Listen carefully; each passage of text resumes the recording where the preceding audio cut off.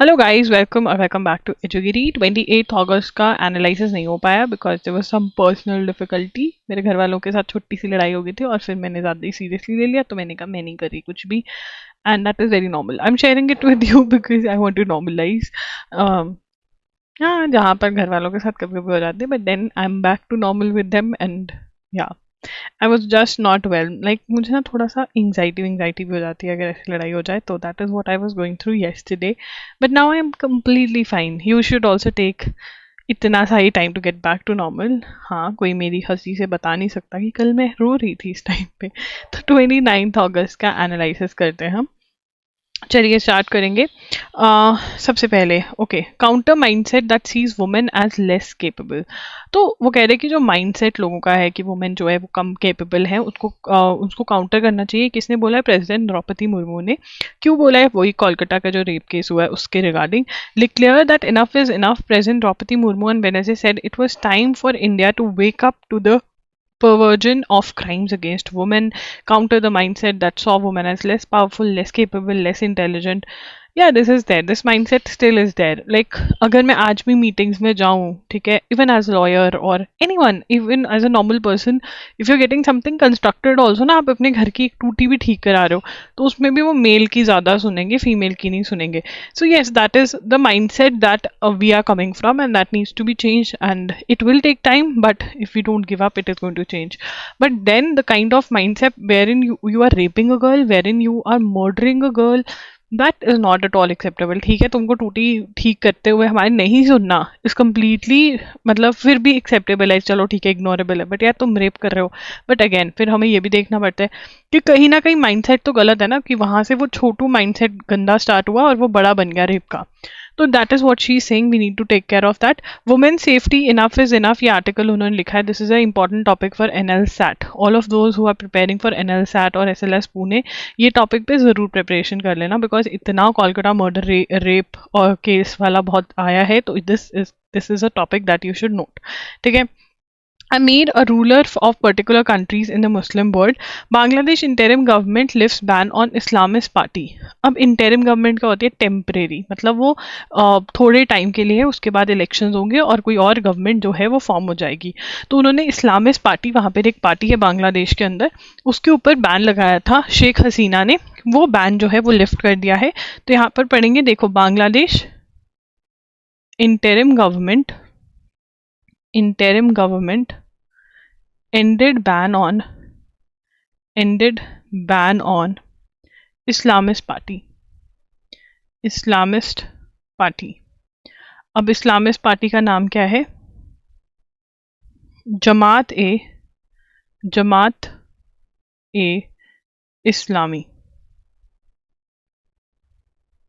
ठीक है ना, ये पार्टी का नाम है. It's student wing.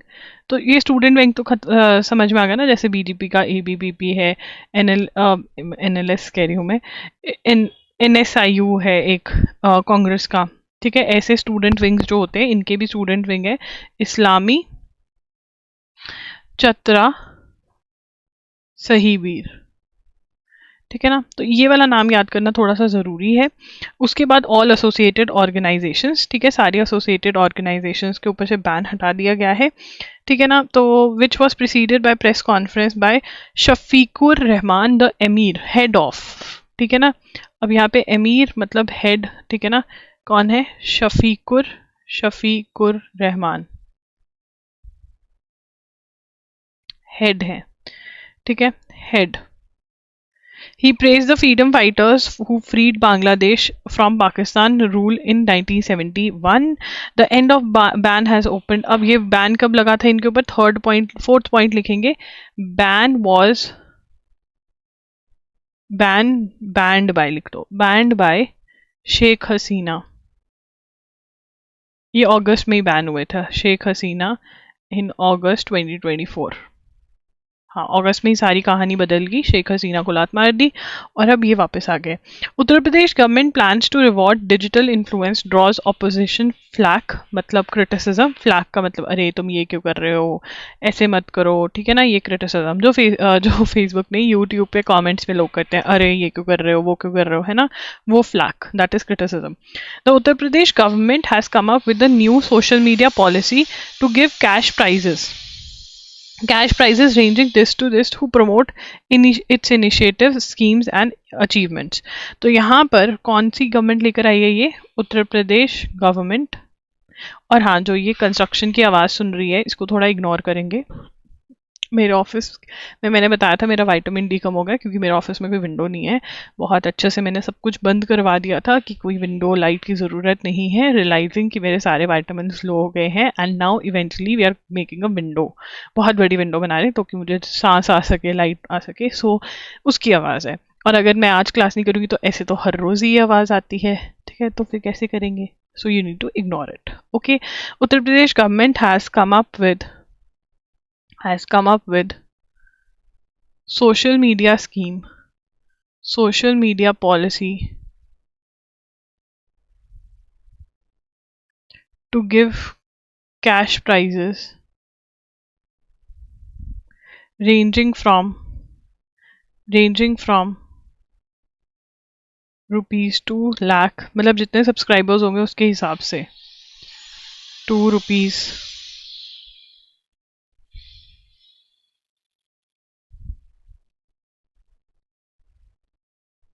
who promote उनके इनिशिएटिव्स, उनके स्कीम्स जो प्रमोट करेंगे उनको देंगे, स्कीम्स एंड अचीवमेंट्स,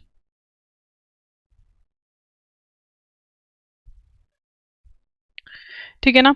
और हाँ, कल का जो मिस हो गया उससे पहले भी हमारे 2 दिन मिस हुए हैं ना, कोई बात नहीं, मैं बैठ करके एक कॉम्बिनेशन सा करके उसको कर देंगे क्योंकि बहुत सारी तो रिपीट ही हो जाती है news. SIT probe into sexual abuse in Kerala film industry gathers pace. Pace का मतलब स्पीड, ठीक है ना। तो अब यहाँ पे क्यों हो रहा है ये, हेमा कमीशन के बारे में हमें पता है, यस, तो उसके रिलेटेड ये सारी चीज़ें हो रही है, तो अभी इसमें से कुछ भी नोट नहीं करना, पर ये चल रहा है। Jharkhand police officers quizzed for spying का मतलब क्या होता है, सीक्रेटली फॉलो करना, सीक्रेटली इन्फॉर्मेशन निकालने की कोशिश करना। किसको फॉलो और वो कर रहे थे, Champai Soren. Who is Champai Soren? Champai Soren is the x farmer CM of Jharkhand, ठीक है ना। तो अब इन्होंने अपनी जो पार्टी है वो छोड़ दी है, ये कह रहे हैं कि अब हम नई पार्टी बनाएंगे। बीजेपी वाले इनको अपनी पार्टी में लेकर आना चाहते हैं कि चलो झारखंड के अंदर भी एक हमारा स्टैंड बन जाएगा। तो देखते हैं क्या होता है, आने वाला टाइम बहुत ही मसालेदार होने वाला है न्यूज़ चैनल्स के लिए। हमें ये पता होना चाहिए Champai Soren is the ex CM of Jharkhand, ठीक है। अब आगे चलेंगे। Bail the norm, jail is exception, मतलब bail is the rule, bail is the norm, bail is the norm, jail is an exception, ठीक है। नॉर्म का मतलब रूल। अब इसको समझ लेते हैं कि क्या होता है। अब देखो, अमन है, ठीक है, हमारा अमन को लेकर आते हैं। अमन ने, लग रहा है कि मर्डर किया है, लग रहा है, पता नहीं है कि भाई मर्डर किया या नहीं, बट पुलिस को लग रहा है देखभाल के कि भैया अमन ही है जिसने मर्डर किया है, ठीक है ना। अमन किसको मारेगा? चमन को, हाँ, नाम फिक्स्ड है हमारे। अमन ने चमन को मारा, ठीक है, मर्डर। अब पता नहीं है, लग रहा है, तो ये क्या बन जाएगा, ये अक्यूज्ड बन जाएगा। क्या बन जाएगा? अक्यूज्ड बन जाएगा, ठीक है ना। अक्यूज्ड का मतलब क्या होता है कि लग रहा है कि इसने ऑफेंस किया है बट पता नहीं है। देखो, जब तक प्रूव नहीं होता है कि किसने ऑफेंस किया है, लॉ क्या कहता है कि नॉट गिल्टी अंटिल प्रूवन। क्या कहता है? Not guilty until proven. लिखेंगे नॉट, मतलब ये लिखना नहीं है, समझ लो, मैं लिख रही हूँ नॉट गिल्टी अंटिल प्रूवन, ठीक है ना। तो जब तक प्रूव नहीं हुआ है कि हाँ भाई इसने ऑफेंस किया है, तब तक वो गिल्टी नहीं माना जाएगा, मतलब उसको ट्रीट किया जाएगा एज इफ इनोसेंट है। Not guilty, innocent until proven guilty, ये वर्ड्स यूज करे जाते हैं, ठीक है ना। तो मतलब हमें लगता है कि अरे हाँ इसी ने किया तो इसी ने किया, नहीं, जो कोर्ट है, जो लॉ है, वो उसको कहते हैं कि भाई अभी अगर गिल्टी कैसे प्रूव होगा, इन्वेस्टिगेशन होगी, कोर्ट में जाएगा, ट्रायल, कोर्ट बताएगा कि भैया ये कन्विक्शन हुई है या नहीं। कन्विक्टेड का मतलब क्या होता है? प्रूवन गिल्टी, कि हाँ भाई इसी ने किया है। तो जब तक ये रास्ता तय नहीं हो जाता तब तक वो क्या है? एक इनोसेंट इंसान है, ठीक है ना, तो अमन को हम क्या कंसिडर करेंगे, इनोसेंट कंसिडर करेंगे। अगर हम अमन को इनोसेंट कंसिडर कर रहे हैं और इसको जेल में डाल रहे हैं, अब तुम कहोगे कि अगर इनोसेंट है तो जेल में क्यों डाल रहे हैं, जेल में क्यों डालते हैं, ठीक है ना, इन्वेस्टिगेशन और जब ट्रायल चल रहा होता है कोर्ट के अंदर, तो इस ड्यूरेशन के अंदर जेल में क्यों रखते हैं, इन्वेस्टिगेशन में इसलिए रखते हैं कि भाई विटनेसेस को ना छेड़ दे, ठीक है, ट्रायल कोर्ट के अंदर भी विटनेसेस आके बोलते हैं, तो कई होते हैं जो बहुत ही ज्यादा गुंडा वगैरह टाइप होता है, उनको बाहर छोड़ दो, विटनेस को ही उड़ा देते हैं या कुछ, तो इस वाली चीज के लिए जेल में रखा जाता है, ठीक है ना। बट ये नहीं है कि आप जेल में बिठाई रख रहे हो, उनको आने नहीं दे रहे हो बाहर, तभी कहते हैं कि बेल इज द नॉर्म, मतलब कि वो इनोसेंट हैं, आप उनको जब तक ये पूरा ट्रायल में प्रूवन नहीं हो जाता तब तक आप उनको इनोसेंट कंसिडर करोगे, तो जब तक बेल जेल की ज़रूरत है आप जेल में रखो, उसके बाद आपको बेल देनी पड़ेगी। जेल इज़ एन एक्सेप्शन, आप हर केस के अंदर बेल आप हर केस के अंदर जेल में नहीं भेज सकते हो, तो क्या कह रहे हैं, bail is the rule, jail is an exception, ठीक है। तो दिस इज इट। अगर आपको ये समझ नहीं आया तो एक बार दोबारा से ये वीडियो का कॉन्सेप्ट देख लेना। तो ये है, bail is the norm, jail is an exception, even in innocent, एक minute, exception even in PMLA, ठीक है ना। पीएमएलए कौन सा केस है, एक मिनट, से सुप्रीम कोर्ट, ठीक है। तो पीएमएलए कौन सा होता है, ये लिखेंगे, prevention of money laundering act, prevention of money laundering act. तो prevention of money laundering act कब आ गया था, 2002 में आ गया था, और ये बहुत ज़्यादा इंपॉर्टेंट है, या तो इसकी फुल फॉर्म पूछी जाती है या फिर ये कब आया था, 2002 में आ गया था। इसके अंदर कोई भी अगर इलीगली पैसे कमा रहा है, if someone is earning money illegally, ठीक है, इलीगली पैसे कैसे कमा रहा है, ड्रग्स बेच रहा है, ठीक है, करप्शन कर रहा है, तो यहाँ पर ये पीछे आ जाएगी कि भाई तुम्हारा पैसा जो है ये सरकार का है, तो वो इन्वेस्टिगेट वगैरह करेंगे, तो पीएमएलए एक्ट के अंदर करते हैं, ठीक है। अब पीएमएलए के अंदर बोला जाता है, सेक्शन 45 क्या कहता है, should not be construed by prosecution in such a way to make bail impossible। तो इसके अंदर क्योंकि पीएमएलए के अंदर मतलब पैसा खा रहे हो, तो बड़ा ही गलत काइंड ऑफ ऑफेंस माना जाता है, तो इसके अंदर बेल मिलना थोड़ा डिफिकल्ट हो जाता है, ठीक है ना। तो उसके अंदर सुप्रीम कोर्ट ने कहा यार ऐसा थोड़ा होगा कि तुम बेल दोगे ही नहीं, ये तो गलत है, बेल तो तुमको देनी पड़ेगी, ठीक है ना। तो सुप्रीम कोर्ट ने बोला कि इवन पीएमएलए वाले केसेस में, ठीक है, बेल इज द रूल, आपको बेल देनी पड़ेगी, जेल इज एन एक्सेप्शन, बहुत कुछ सर्कमस्टांसेस जो बहुत ही अलग टाइप के सर्कमस्टांसेस हैं उसके अंदर आप जेल में रख सकते हो, ठीक है। अब इसके अंदर किसको जेल से बाहर निकाला है, इसके अंदर प्रेम प्रकाश, ठीक है, कौन से प्रकाश, प्रेम प्रकाश। अब प्रेम प्रकाश कौन है, Prem Prakash an illegal mining related case, illegal mining related case में फंसे हुए हैं, ठीक है ना, इलीगली माइनिंग करी इन्होंने, उस केस में फंसे हुए हैं, तो कोर्ट ने कहा कि आप ऐसे नहीं कर सकते। अब तुम कहोगे कि भाई गलत काम किया है तो जेल में तो रखेंगे ना, बट आप प्रूव करो ना कि उसने किया है, उसके बाद आप रखो, ठीक है। बट कोर्ट कह रही है कि उधर से तुम्हारा केस तेज नहीं चलता है, तुम बंदे की आधी जिंदगी जेल में निकाल देते हो, 10-15 साल बाद की तो अरे तुमने कुछ नहीं किया था, बट उसकी जिंदगी तो खत्म हो गई ना। तो all of this needs to be considered. उसके बाद आगे चलेंगे।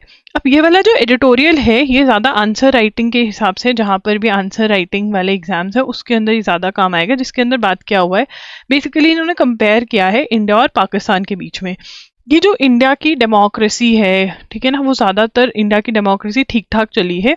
दो इंस्टेंसेस उन्होंने दिए हैं जो गलत माने जा रहे हैं, एक तो जो इंदिरा गांधी ने इमरजेंसी लगाई थी, और दूसरा उन्होंने कहा जो मिस्टर मोदी हैं वो भी थोड़े अथॉरिटेरियन टाइप के हैं, बट वैसे पूरा टाइम इंडिपेंडेंस के बाद इंडिया की डेमोक्रेसी सही रही है। टू द कॉन्ट्री, पाकिस्तान में मिलिट्री रूल, कभी भी किसी पीएम ने अपना टेन्योर पूरा नहीं किया है, कुछ ना कुछ हो जाता है, ठीक है ना। तो ये डिस्कस किया है पूरे एडिटोरियल में। उसके बाद यहाँ पर उन्होंने ये भी डिस्कस किया है ये वाली चीज़ में कि यहाँ पर जो मिडिल क्लास है, इंडिया की जो मिडिल क्लास है, ये देखो इमरजेंसी 1975, ठीक है। उसके बाद उन्होंने कहा कि जो इंडिया की मिडिल क्लास है, ठीक है ना, वो कहीं ना कहीं चाहती थी कि डिक्टेटरशिप आ जाए, क्योंकि डिक्टेटरशिप क्या होता है कि एक ही इंसान है, जो वो कह रहा है वो करना पड़ेगा, ठीक है। और पाकिस्तान वाले जो लोग थे वो चाहते थे कि मिलिट्री रूल हो जाए, डेमोक्रेटिक रूल ना रहे, तो ये भी उन्होंने बताया है, राइट। बट हाँ, डेमोक्रेसी रही है इंडिया में मेजरली, और पाकिस्तान में कुछ ना कुछ डिस्टर्बेंसेस रही हैं ज़्यादातर। उसके बाद just days after his visit to Kyiv, किसकी कीव क्या है, यूक्रेन की कैपिटल है, यूक्रेन की कैपिटल। देखो मैं तुम्हें बार बार बोल रही हूँ, यूक्रेन की कैपिटल और यूक्रेन का प्रेसिडेंट, ये दोनों हलवा है, हलवा, ठीक है। तुम्हारा पेपर में 1 मार्क का क्वेश्चन है, 4 मार्क्स का है, 5 का है, ये हलवा है, तो तुम हलवा को क्यों जानने दोगे, कोई नहीं जान देता ना, ठीक है। तो ये हलवा है कीव, बहुत ही ईजी, ठीक है ना। किया से भी याद कर सकते हो, मुझे तो कीव और किया मतलब ऑलमोस्ट सेम लाइंस पे लगते हैं। उसके बाद prime minister Narendra Modi telephonic conversation. अब यहाँ पर क्या है, ये लिखना नहीं है। पीएम मोदी जो है थोड़े ही महीने पहले थोड़े महीने क्या, अभी रशिया जाकर आए थे, ठीक है ना। मेरे ख्याल से जुलाई में जाकर आए हैं, ठीक है ना। और अब वो गए यूक्रेन अगस्त में, ठीक है। और फिर यूक्रेन जाने के बाद रशिया के प्रेसिडेंट से बात कर रहे हैं, ठीक है ना, कि भैया ये है। देखो यार, जो इंटरनेशनल पॉलिटिक्स है ना, वो तुम अपने घर की पॉलिटिक्स से कंपेयर करो, मतलब रिश्तेदार, देखो कोर वाली पॉलिटिक्स नहीं। तुम्हारे माँ बाप के साथ, जैसे मैंने बताया कि मेरी कल हो गई थी कि हाँ ठीक है, गुस्सा चढ़ा हुआ था, ठीक है, हो गया, but we are back to normal, ठीक है। ये होती घर की पॉलिटिक्स। उसके बाद बाहर की पॉलिटिक्स, जिसमें तुम्हारी बुआ, मासी, मामा, चाचा, ताया, ये सब आते हैं। तो उसके अंदर क्या होता है, ठीक है, मान लो प्रॉपर्टी डिवाइड करनी है, ठीक है, हाँ, ये सबसे सही है। अमन और चमन को भाई बना देते हैं अब। अमन और चमन दोनों भाई हैं, ठीक है। अब अमन और चमन के बीच में, अमन और चमन दोनों भाई हैं, और टमन उनके दादाजी पापा थे। और टमन जो है, ये मैन जो था, ये बहुत प्रॉपर्टी छोड़ के गया, कम से कम 5 करोड़ की प्रॉपर्टी है। चलो अब क्या होगा, लड़ाई, है ना। ऑब्वियसली मोस्ट केसेस में लड़ाई होती है, तो इनके भी मोस्ट केसेस की तरह अमन चमन में लड़ाई होगी। पर इनकी एक बहन है, दमन। इनकी एक बहन है दमन, ठीक है। अब वो पहले इसके पास जाती है, फिर इसके पास जाती है, फिर इसके पास जाती है, फिर इसके पास जाती है, मैटर को सॉल्व करवाने के लिए। वैसे ही अमर और चमन की तरह रशिया और यूक्रेन है। इनका लड़ाई का मैटर क्या है, इनका लड़ाई का मैटर भी टेरिटरी ही है, ठीक है ना। रशिया कह रहा है मैंने जो हड़प लिया वो हड़प लिया, और भी प्रॉब्लम्स हैं। तो इसके अंदर दमन कौन है, पीएम मोदी जो है वो रशिया और यूक्रेन के अंदर मे बी, ठीक है, अटेम्प्ट कर रहे हैं पीस मेकिंग, ठीक है ना, कि शांति की जो इनकी लड़ाई है वो खत्म हो जाए, ठीक है। तो अब ये लड़ाई खत्म करवाने की कोशिश कर रहे हैं पीएम मोदी, और इन्होंने यूएन में भी जाना है सितंबर के अंदर। और हमें प्रे करना चाहिए एज सिटीजन ऑफ इंडिया कि इंडिया जो है वो ये लड़ाई खत्म कराए, हमारा बहुत मेजर रोल प्ले होगा इसके अंदर, राइट। उसके बाद यूक्रेन के प्रेसिडेंट व्लादिमीर ज़ेलेंस्की हैं, ये मैं तुम्हें बहुत बार बता चुकी हूँ, ठीक है। और रशिया में ब्रिक्स समिट होने वाली है, तो ये लिख लो, ठीक है, ब्रिक्स समिट। तो अब ब्रिक्स समिट जो है उसके अंदर कौन कौन है, ब्राजील है, ठीक है, रशिया है, इंडिया है, चाइना है, और साउथ अफ्रीका है, और न्यू मेंबर्स भी ऐड हुए हैं। न्यू मेंबर्स तुम मुझे बताओगे, क्योंकि हर बार मैं लेकर आती हूँ तुम्हारे लिए न्यू मेंबर्स। ब्रिक्स में कौन न्यू मेंबर या मेंबर्स बने हैं, ये तुम मुझे बताओगे इन द कमेंट्स, ठीक है। तो इस बार कौन होस्ट कर रहा है ब्रिक्स को, होस्टेड बाय रशिया। अब किसी बच्चे ने ना मुझे इंस्टाग्राम पे मैसेज भेजा था एजुगिरी के, क्या आप मुझे ये बताओ कौन हेड कर रहा है। आई थिंक क्वाड का हेड पूछा था उस बच्चे ने। बट ऐसे जो ये छोटे छोटे होते हैं ना, उसके अंदर हेड नहीं पूछते हैं क्वेश्चन में, मोस्टली ये पूछते हैं कि कौन होस्ट कर रहा है उस साल का। तो ब्रिक्स जो समिट है 2024 की, वो रशिया होस्ट कर रहा है, सो कजान में कर रहा है आई थिंक। तो ये ज़रूरी है, ठीक है। उसके बाद यहाँ पर बात हो रही है यूक्रेन वाली ही दोबारा से। आपको ये पता होना है, ज़ेपोरिज़िया जो है वो यूरोप का लार्जेस्ट न्यूक्लियर प्लांट है, यूरोप्स लार्जेस्ट न्यूक्लियर प्लांट क्या है, जपोरी। इसको जपोरी को टपोरी से याद कर लो। हाँ हाँ, जिया, जेड जिया लिख लो, और फिर उसका जेड है, टपोरी, टपोरी जिया। जिया जो थी उसकी मम्मा ने सोचा था कि जिया नाम रखती हूँ, कितना क्यूट सा नाम है, पर जिया तो टपोरी बन गई। जिया कहती अपन ऐसा नहीं करेगा, ठीक है। तो यहाँ पर यूरोप्स लार्जेस्ट न्यूक्लियर प्लांट कौन सा है, तो इससे भी रिलेटेड था, इस पर अटैक हो जाता, न्यूक्लियर लीक हो जाता तो बहुत पंगा पड़ जाता। फिर ब्लैक ग्रेन डील, ब्लैक सी ग्रेन इनिशिएटिव क्या है, तो इसके अंदर टर्की ने डील करवाई थी, जिसके अंदर रशिया ने अलाउ किया था कि जो यूक्रेन के तो यहाँ पर टर्की ने करवाया कि रशिया ने अलाउ किया यूक्रेन को उसके ग्रेन्स भेजने से, ठीक है। अब यहाँ पे समझते हैं, तो यूक्रेन की पोजीशन ऐसी है कि यूक्रेन जो है वो ब्रेड बास्केट ऑफ वर्ल्ड माना जाता था, ठीक है ना। अब अटैक हो गया, ठीक है ना, वॉर स्टार्ट होगी, तो भाई क्रॉप्स पे क्या ध्यान, अटैक ही हो रहे हैं, ये सब कुछ हो रहा है, ठीक है ना। बट अभी भी ग्रेन्स तो लग रहे हैं वहां पर, और अगर यूक्रेन के ग्रेन्स वर्ल्ड तक नहीं पहुंचते तो वर्ल्ड में भुखमरी हो जाएगी, हंगर, ठीक है ना। तो अब यहाँ पर ये ग्रेन्स पहुंचने ज़रूरी हैं। तो टर्की ने बोला कि भाई देख रशिया, तू जाने दे यूक्रेन के ग्रेन्स, वर्ल्ड में भुखमरी हो जाएगी। और तूने तो इनके सारे, अब तुम कहोगे क्यों भेज दो, क्या रोक रहा होगा रशिया। तो ये लोग अपने ग्रेन्स जो है वो पोर्ट के थ्रू भेजते थे, मतलब सी के थ्रू भेजते थे दूसरे कंट्रीज में। रशिया वहाँ पे आकर बैठा हुआ था, वहाँ पे उनको कंट्रोल कर रहा था पोर्ट्स को। तो फिर टर्की ने बोला कि भाई रशिया देख, तू इसको जाने दे, ठीक है, तो इनको ग्रेन्स भेजने दो। और रशिया ने अग्री किया था। अब नहीं हो रहा है ये, बट तब स्टार्टिंग ऑफ द वॉर में किसने करवाया था ये अग्रीमेंट? टर्की ने करवाया था। ठीक है, उसके बाद आगे चलेंगे। ये था ब्लैक सी ग्रेन इनिशिएटिव, क्लैट वाले लिख सकते हैं इसके बारे में, बाकी सबके लिए तो पुराना हो गया है। उसके बाद अब यहाँ पे वो बता रहे हैं कि 1950 में prime minister Jawaharlal Nehru at the instance of vena mediated with Soviet leader Nikita Khrushchev on troops withdrawal from north east zone of Austria post war in return for promises of Austrian neutrality. अब ये जो है ये अलग सी चीज़ है जिसको हम डब्बे में डाल लेते हैं। चलो लिखते हैं, इन 1950 PM Jawaharlal Nehru at the instance of vena, मतलब ऑस्ट्रिया ने बोला at the instance of vena mediated with Soviet leader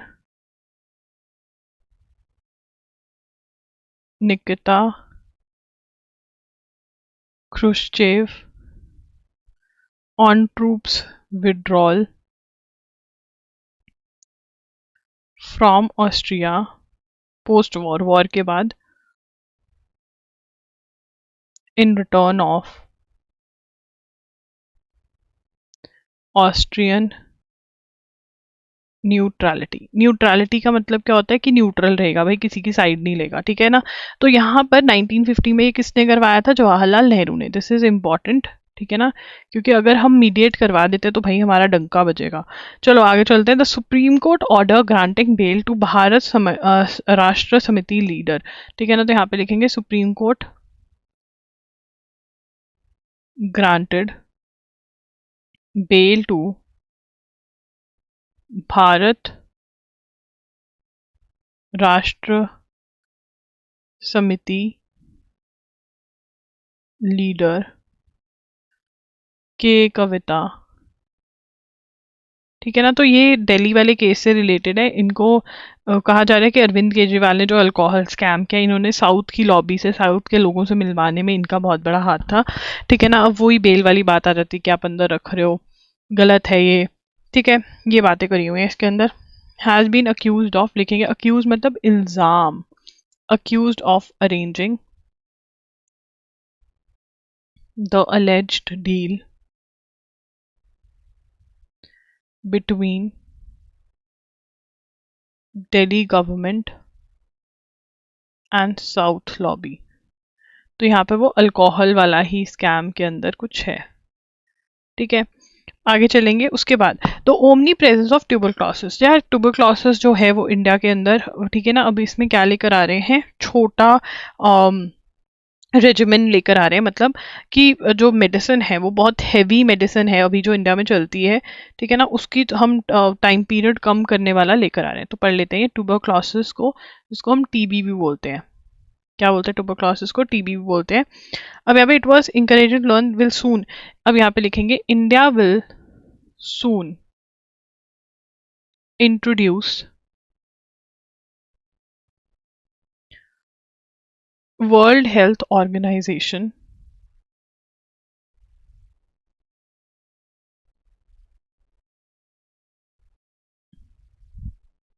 recommended short regimen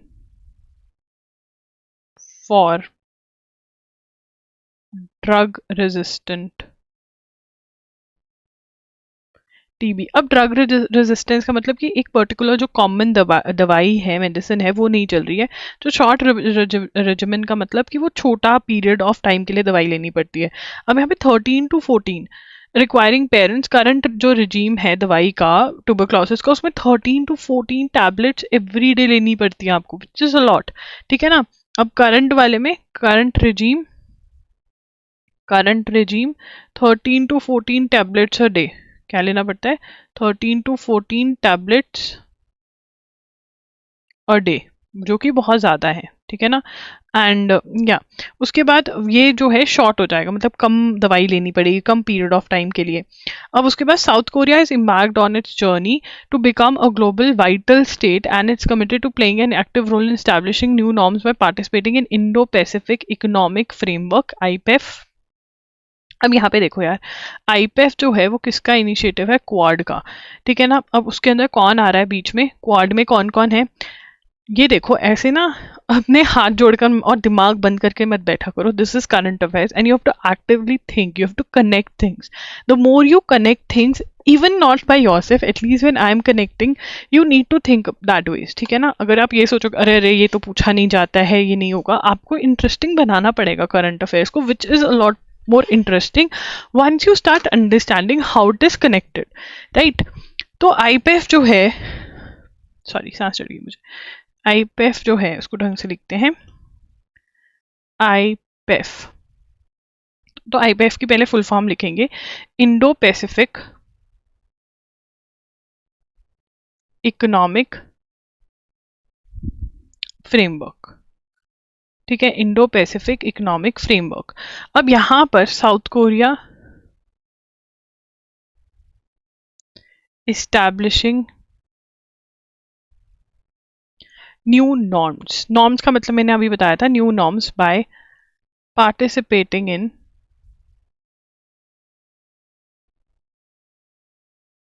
IPF, new norm set कर रहा है, ठीक है ना। और ये क्वाड का है, क्वाड इनिशिएटिव है आईपीएफ, जिसमें साउथ कोरिया भी आ रहा है। वैसे क्वाड में कौन कौन है, क्वाड के अंदर बताओ, ऑस्ट्रेलिया,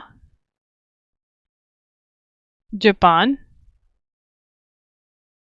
इंडिया, यूएसए, ठीक है ना। अब साउथ कोरिया क्यों आ रहा है, देखो यार साउथ कोरिया जो है ये इनिशिएटिव इटसेल्फ, इन लोगों का एक कॉमन दुश्मन है, वो कौन है, एनिमी कौन है इनका, चाइना, ठीक है। ये याद करने की जरूरत नहीं है बट अंडरस्टैंडिंग में बहुत हेल्प करेगा।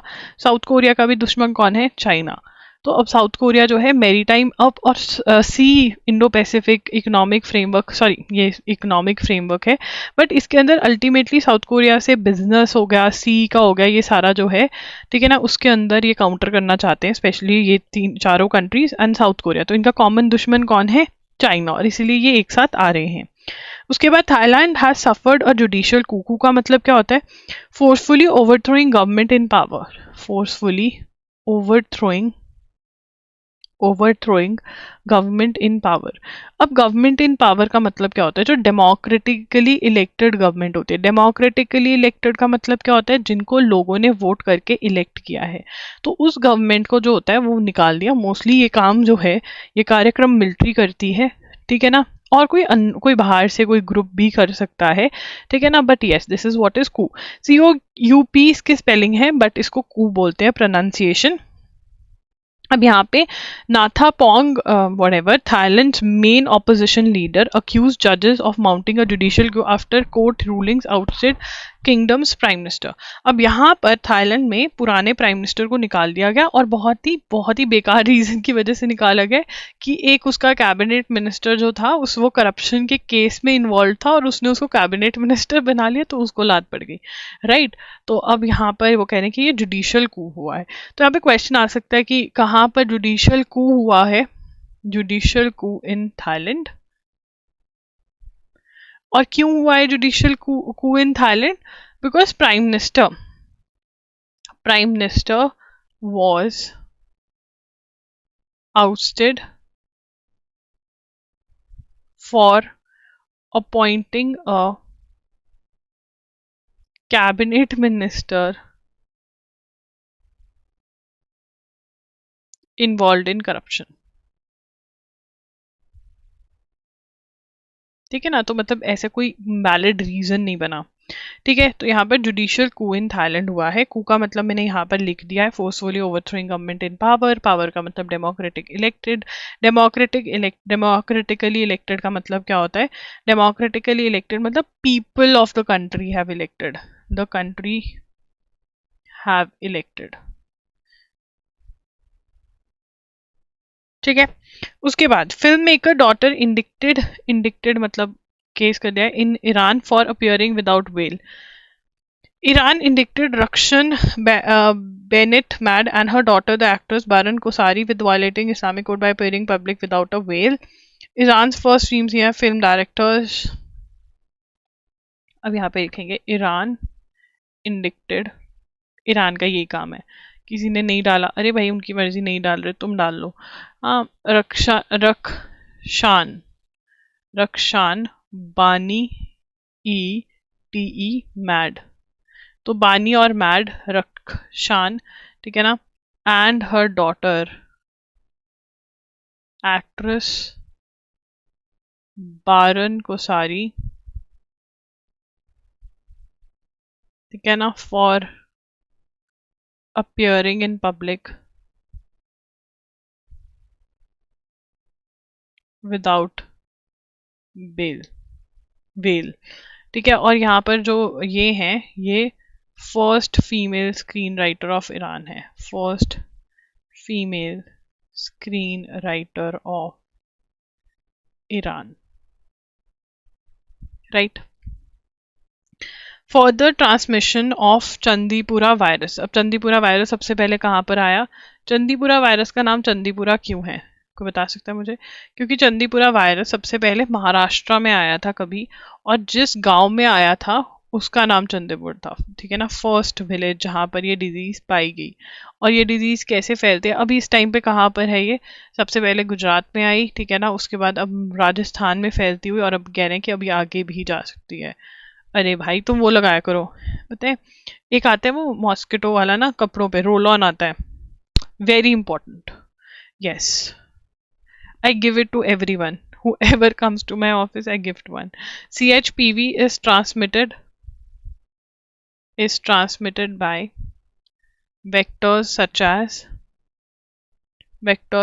as sandflies, mosquitoes, and ticks. तो इन तीनों से ये फैलता है. ठीक है ना.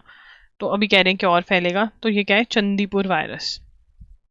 अब आगे चलेंगे. चंदीपुरा है या पुरा है भाई, मैं पुर बोल रही थी. Cabinet approves private FM radio in 234 more cities. The Union Cabinet on Wednesday approved a proposal of for e-auction to set up 730 private FM channels in 234 more cities across the country.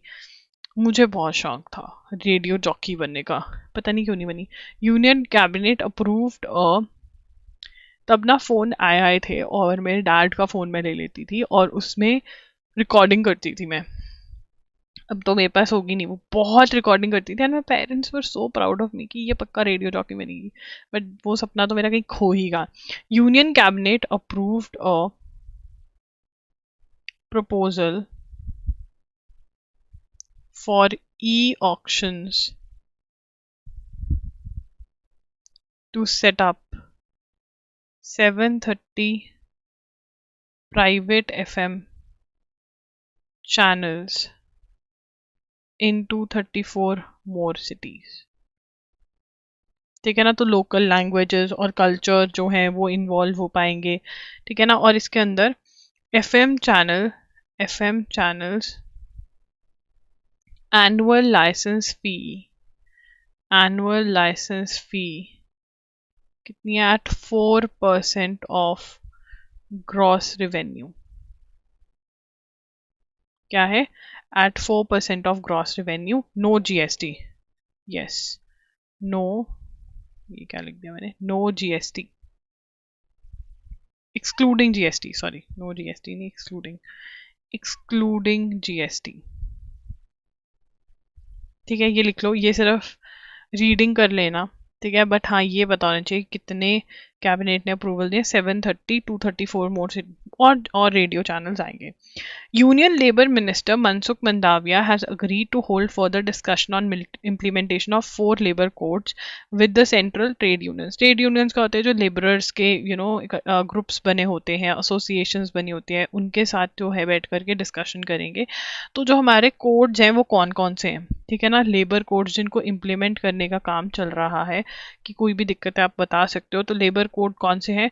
Code on wages, ये आ जाता है question. 2024 में ये जो question आया PU में आया हुआ था, code on industrial relations.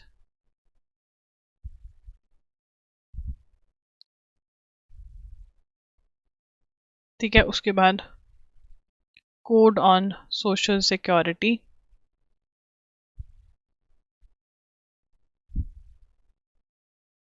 Code on occupational safety, health and working conditions 2020। ये सारे आपको याद करने पड़ेंगे। ठीक है, कोड ऑन वेजेस कितना देना चाहिए, क्या है 2019। Industrial relations, code on social security, तो wages, industrial relation, social security. Social security is pension, health, ये सब कुछ। Occupational safety, health and working conditions. तो सबसे पहले इंडस्ट्रियल रिलेशंस, वेजेस। देखो यार, पहले कोई आएगा कंपनी के अंदर, ठीक है, नॉर्मल अगर सोचे तो पूछेगा कितने पैसे दोगे, ठीक है ना, हमारा मैनेजर अच्छा होगा या नहीं, industrial relation. Social security, pension देने वाले हो या नहीं, ठीक है। Occupational safety, health and working conditions, ये सारे ऐसे आप याद कर सकते हो। उसके बाद union cabinet redesigns agri infra fund to cover FPOs, ठीक है। फार्मर्स प्रोड्यूसर्स ऑर्गेनाइजेशन, तो ये सारे ऑर्गेनाइजेशन को कवर करने के लिए union cabinet expanded the scope of the agricultural infra fund, that is AIF scheme would be redesigned, scheme be redesigned to include financial support for farmers, producers, organizations। क्या करने वाले हैं, फार्मर्स प्रोड्यूसर्स ऑर्गेनाइजेशन के लिए support लेकर आएंगे, FPOs, to enhance financial security and credit worthiness, more attractive now, strengthen farm related infrastructure facilities. These initiatives aim to expanding the scope of eligible projects, integrate additional supportive measures to foster agriculture से related है तो increase agriculture, तो इसके अंदर farmers producers organisations को भी agriculture infra fund के अंदर इंक्लूड करा जाएगा, ठीक है ना। तो ये है, एक मिनट रुको, मुझे एक चीज चेक कर लेने दो।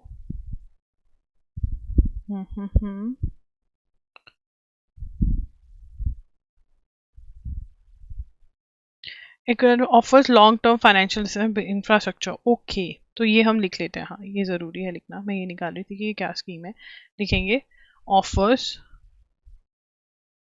Long term, offers long term financial assistance for building infrastructure for post harvest stage. Post harvest stage क्या होती है, ठीक है, सीड लगाया, ठीक है ना, क्रॉप को पानी दिया, क्रॉप को सब कुछ दिया जो चाहिए, और फिर हार्वेस्ट कर ली। हार्वेस्ट का मतलब क्रॉप को काट लिया। अब क्रॉप को स्टोर भी तो करना है ना, तो वो स्टोर के लिए पोस्ट हार्वेस्ट स्टेज इसको बोलते हैं, ये वाली जो स्टेज है स्टोरेज वाली। तो पोस्ट हार्वेस्ट स्टेज के लिए काटने के बाद फसल को कहाँ रखें, और उनके लिए बिल्डिंग इंफ्रास्ट्रक्चर के लिए long term financial assistance loans देते हैं, ठीक है ना। तो ये है ये स्कीम, आपको इसके बारे में पता होना चाहिए, इसकी फुल फॉर्म भी पता होनी चाहिए, बहुत ही इंपॉर्टेंट स्कीम ये लग रही है मुझे, ठीक है ना। तो this is what you should know about it, ठीक है ना। अब यहाँ पे एफपीओज क्या होते हैं, एफपीओज ऑर्गेनाइजेशन, ऑर्गेनाइजेशन, ऑर्गेनाइजेशन, मैंने गलत लिख दिया, मैं भी कहिए ऑर्गेनाइजेशन क्या बनता है, organisation that provide end-to-end services to farmers, मतलब एंड टू एंड कल्टीवेशन से रिलेटेड, मार्केटिंग से रिलेटेड, इनको भी इंक्लूड किया जा रहा है इस चीज़ में। Sorry for the burp. ठीक है ना, तो ये है। आगे चलेंगे। PMJDY personifies dignity and empowerment. तो अब इसमें क्या किया था PMJDY में, सबसे पहले इसकी फुल फॉर्म जो है वो आ जाएगी PMJDY। 10 साल कंप्लीट कर लिए, मतलब 2014 में आई थी ये। ठीक है ना, launch in 2014। This is very very important. ये क्वेश्चंस बहुत ज़्यादा आते हैं स्कीम से रिलेटेड कि कब आई थी। तुम लोगों को लगता है अरे ये क्यों पूछेंगे, इनकी मर्जी, ये लोग तुम्हारी अटेंटिविटी देख रहे हैं कि तुम कितना अटेंटिव हो। अटेंटिविटी कोई वर्ड नहीं होता है, मैं ऐसे बोल रही हूँ। अटेंटिव देख रहे हैं कि तुम कितना हो जब न्यूज़पेपर पढ़ रहे हो, तुम कितना ध्यान से पढ़ते हो, कि तुमको याद रहते हैं या नहीं। तो प्रधानमंत्री जन धन योजना, जन धन, जन का धन कहाँ पर रखा होता है, जन का धन जो होता है वो बैंक में। तो यहाँ पर ओपनिंग ऑफ बैंक अकाउंट्स हुआ, ओपनिंग ऑफ बैंक अकाउंट्स। ठीक है ना, और स्कीम के पैसे सीधा किस में आते हैं, बैंक अकाउंट्स में आते हैं। ये कैसे हुआ, कौन सी स्कीम के थ्रू, प्रधानमंत्री जन धन योजना, जन का धन योजना। ठीक है ना, और इससे सबसे ज्यादा फायदा किसको हुआ, वुमेन को बहुत ज्यादा फायदा हुआ, क्योंकि अब उनके पैसे जो है उनके अकाउंट में डायरेक्ट आते हैं, उनका बैंक अकाउंट खुला तो उनको एम्पावरमेंट मिली, उन्होंने सेविंग करनी भी स्टार्ट कर दी। ठीक है ना, अब हमारे घर जो दीदी आती हैं, ठीक है ना, हाँ वो बहुत पैसा जो है वो सेव करती हैं अपने अकाउंट के अंदर, जो उनके घर वालों को पता ही नहीं है, उन्हें सीक्रेट रखा हुआ है कि पति को पता चल गया तो उड़ा देगा। तो ऐसा। With the latest elections NDA crosses the majority mark in Rajya Sabha. NDA जो है that is national democratic alliance, मतलब बीजेपी वाला जो है राज्यसभा में मेजोरिटी में आ गया है। तो इसका फायदा क्या होता है, देखो बिल जो है लोकसभा के बाद किधर जाएगा, राज्यसभा। राज्यसभा से भी तो पास होना है, तो कई बिल इनके पास नहीं हो पाते थे क्योंकि राज्यसभा में ये लोग मेजोरिटी में नहीं थे। अब ये मेजोरिटी में आ गए हैं। तो स्ट्रेंथ ऑफ राज्यसभा, अब यहाँ पर NDA, NDA crosses majority mark in Rajya Sabha. तो मेजोरिटी में आ गई, मेजोरिटी में आ गया राज्यसभा में। तो इंडिया क्या है, national democratic alliance, national democratic alliance. ठीक है, दैट इज एनडीए। अब बीजेपी लेड है, ये याद कर लो, बीजेपी लेड राज्यसभा में मेजोरिटी में आ गई है। ठीक है, तो राज्यसभा में the strength of Rajya Sabha is, strength of Rajya Sabha is 237। 237 strength है राज्यसभा की। Majority mark is, majority mark is 119। मतलब अब कुछ बिल्स जो ऐसे अड़े हुए थे वो पास होंगे, जो बीजेपी चाहती है वो पास हो जाएंगे, क्योंकि they are in majority. BJP strength in Rajya Sabha, BJP strength in Rajasthan by 96 with the support of allies. NDS tally is BJP 96, support of allies, support of allies उसके दोस्तों की support के साथ, allies मतलब उसके दोस्त, is 119। ठीक है ना, तो इंडिया एज अ ग्रुप की 19 हुई है, बीजेपी ओनली की नहीं हुई है, ये याद रखना। उसके बाद आगे चलेंगे, और हम कितनी स्ट्रेंथ है अभी राज्यसभा में, दिस इज वेरी इंपॉर्टेंट, 237। आगे चलेंगे। In her budget speech the finance minister signalled that polluting industries such as, तो सबसे ज्यादा पॉल्यूट करने वाली इंडस्ट्रीज कौन सी हैं, ठीक है, आयरन, स्टील, एल्यूमिनियम। अब ये हमें चाहिए भी है, ठीक है, चाहिए ना हमें, इनके बिना हमारी जिंदगी नहीं चलती। In the budget speech the finance minister signalled the polluting industries such as iron, steel and aluminium will have to conform to emission targets. तो लिखेंगे पॉल्यूशन बाय इंडस्ट्रीज, हेडिंग तो देनी है ना। इसके अंदर क्या कह रहे हैं, तो इसके अंदर in budget speech FM signaled that polluting industries such as iron, steel and aluminium will have to conform to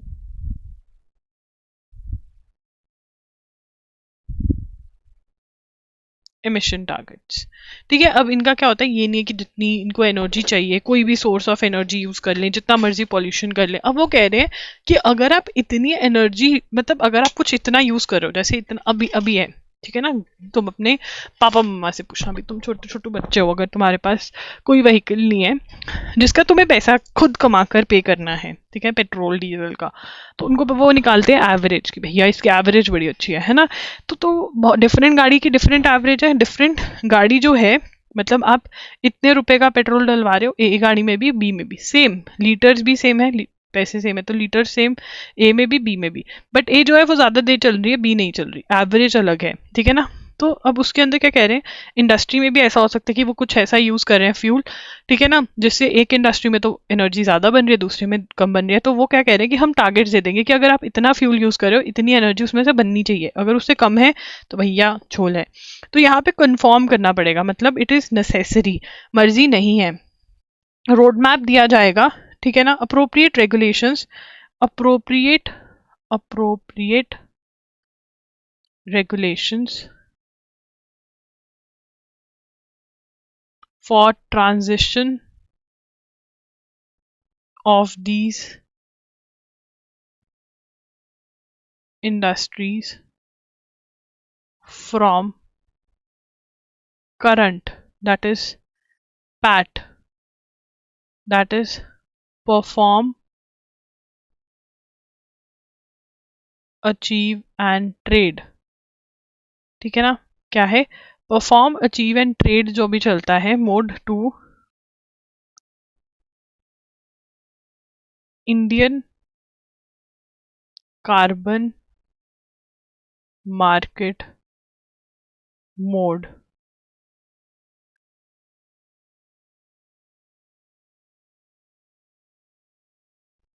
अब यहाँ पर क्या है, दिस इज वेरी इंपॉर्टेंट, अभी क्या सिस्टम चल रहा है, perform achieve and trade, Indian carbon market mode जो है वो डलेगा, अब इसको रट्टा मारना पड़ेगा, ठीक है ना, कि भाई मोड जो है वो चेंज हो जाएंगे।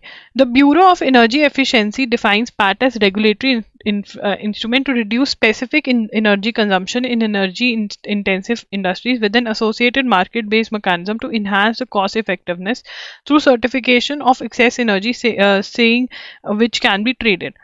तो मतलब यहाँ पे ट्रेडिंग भी होती है कि अगर किसी जो जो ज़्यादा एनर्जी प्रोड्यूस कर पा रही है उसको कहेंगे कि अच्छा तुम इतनी कर रहे हो तो तुम सर्टिफिकेट दे सकते हो दूसरी कंपनी को कि कम ज़्यादा फ्यूल यूज़ करके कम, मतलब एक है, ए इंडस्ट्री है जो same litres of fuel produce करके ज़्यादा कर रही है, बी जो है वो कम कर पा रही है, मतलब फ्यूल वेस्टेज हो रहा है यहाँ पर, तो वो इससे सर्टिफिकेट भी ले सकती है कि भाई मतलब वो बेच सकते हैं, वो जो इन्होंने एनर्जी सेव करी है वो उसका सर्टिफिकेट बना के बेच सकते हैं। PAT is about meeting energy efficiency standard which means for producing a certain output there is an attempt to use no more than a prescribed amount of energy. तो ये पहले करा जा रहा था, अब so a firm that produces more steel than another can use more fuel but can still be more energy efficient.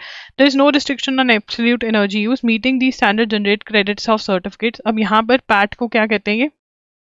PAT is about meeting energy efficiency standards, which means for producing a certain output there is an attempt to use no more than a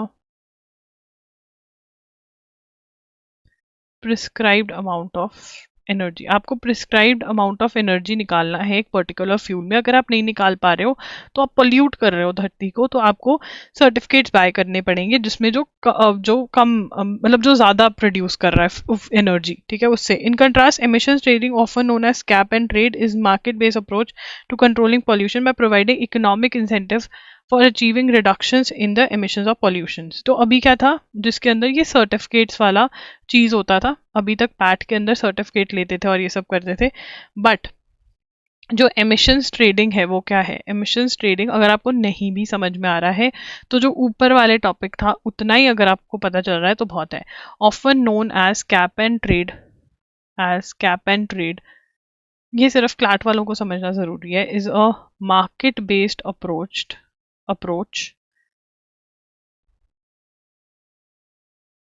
to controlling pollution by providing economic incentive. Economic incentive मतलब tax कम लगा देंगे, ठीक है, may be loan कम पे दे दिया, तो इसके अंदर अगर आप कम पॉल्यूशन कर रहे हो तो आपको इकोनॉमिक इंसेंटिव मिलते हैं for achieving reductions in emissions of pollutants.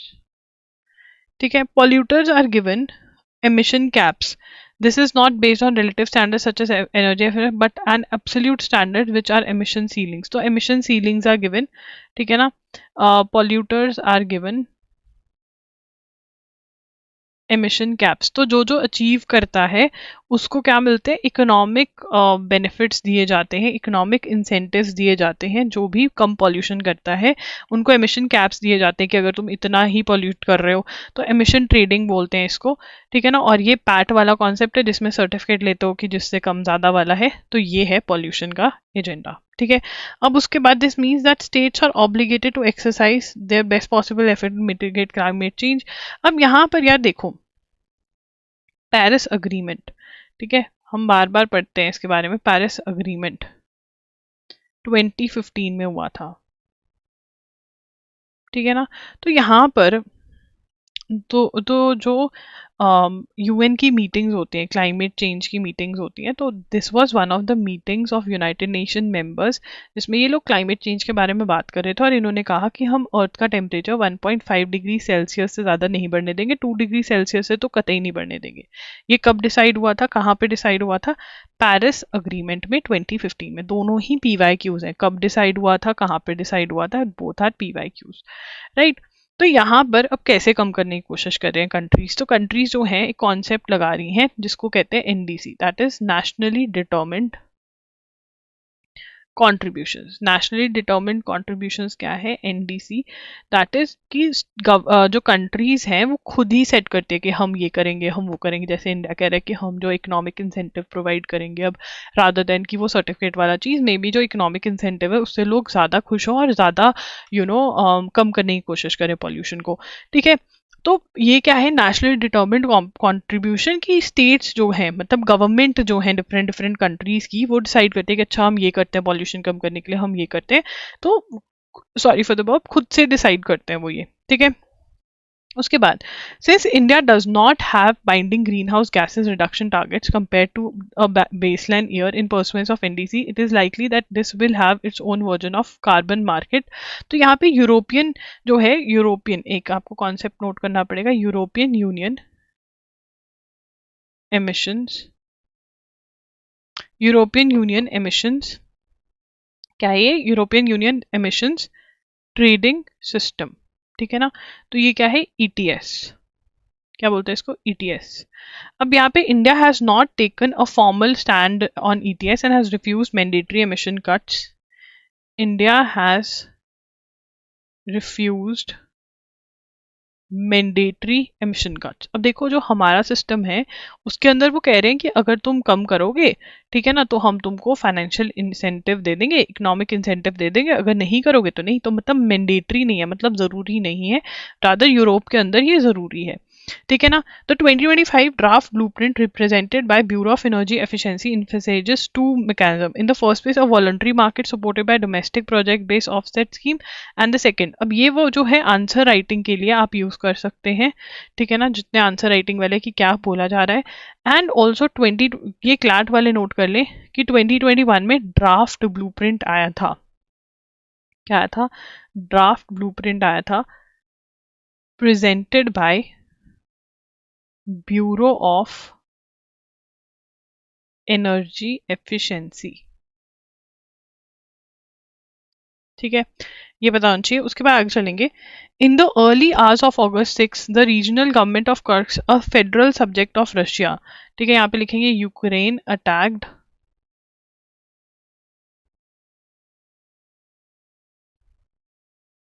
Kursk. Kurkure से याद कर सकते, कुरकुरे, कुर ले लिया कुरकुरे का और एस के लगा दिया पीछे। ठीक है ना, तो यूक्रेन ने अटैक किया और कुर्स्क है क्या, फेडरल सब्जेक्ट